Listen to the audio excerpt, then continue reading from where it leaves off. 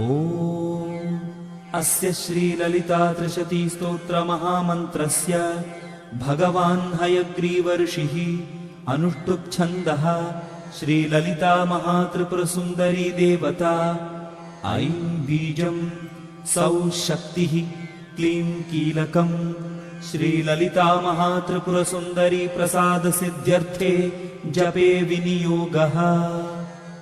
अतिमधुरचापहस्ताम् अपरिमितामोदबाणसौभाग्याम् अरुणामतिशयकरुणाम् अभिनवकुलसुन्दरीं वन्दे। ॐ श्रीहयग्रीव उवाच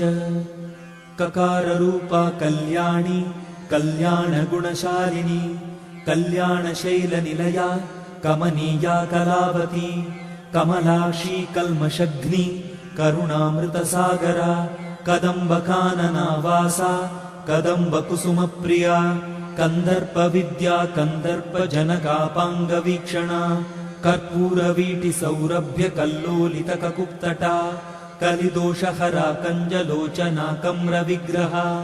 कर्मादिसाक्षिणी कारयित्री कर्मफलप्रदा एकाररूपा चैकाक्षर्येकानेकाक्षराकृतिः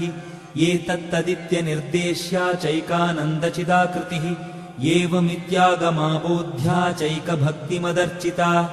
एकाग्रचित्तनिर्ध्याता चैषणारहितादृता येला सुगन्धिचिकुरा चैनः कूटविनाशिनी एकभोगा चैकरसा चैकैश्वर्यप्रदायिनी एकातपत्रसाम्राज्यप्रदा चैकान्तपूजिता येधमानप्रभा चैजदने जगदीश्वरी एकवीरादिसंसेव्या चैकप्राभवशालिनी ईकाररूपा चेशित्री चेप्सितार्थप्रदायिनी ईदृगित्यभिनिर्देश्या चेश्वरत्वविधायिनी ईशानादिब्रह्ममयी चेशिद्वाद्यष्टसिद्धिदा ईक्षित्रीक्षणसृष्टाण्डकोटिरीश्वरवल्लभा ईडिता चेश्वरार्धाङ्गशरीरेशाधिदेवता ईश्वरप्रेरणकरी चेशताण्डवसाक्षिणी ईश्वरोत्सङ्गनिलया चेतिबाधाविनाशिनी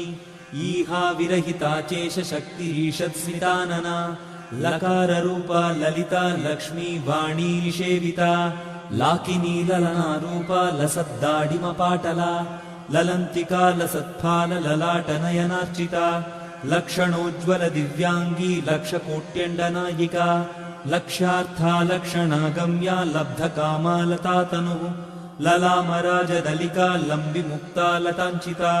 लम्बोदरप्रसूर्लभ्या लज्जाढ्यालयवर्जिता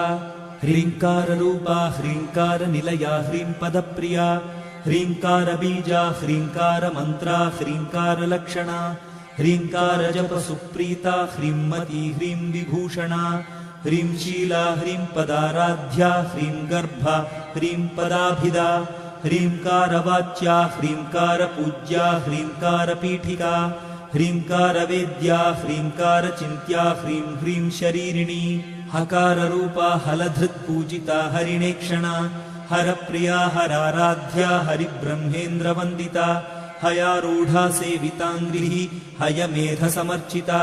हर्यक्षवाहना हंसवाहना हतदानवा